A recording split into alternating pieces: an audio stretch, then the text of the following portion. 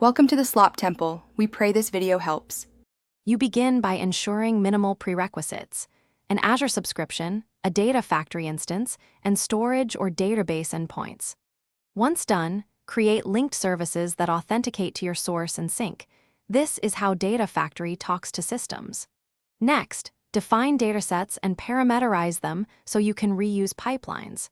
Make sure to set integration runtime location and permissions early, because connectivity failures are the most common blocker when you start executing copies and transforms. You now construct the core pipeline. Drag activities like copy, data flow, and lookup into the canvas and link them with dependencies. Use parameters and variables to pass configuration and scale behavior across runs. This makes your pipeline reusable. Once activities are arranged, set retry policies and concurrent limits because performance and cost hinge on them.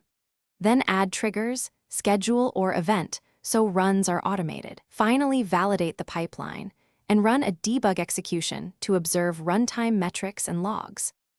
You finish by publishing the pipeline and, if appropriate, integrating with CI/CD for consistent deployments.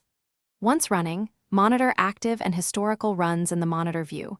Drill into activity-level details for duration, throughput, and error messages. If failures occur, start by verifying linked service authentication, integration runtime availability, and dataset paths. Those three explain most issues. If needed, rerun a failed activity with smaller data, adjust timeouts, and use output logs to pinpoint where. Thanks for watching. Consider subscribing if we helped you.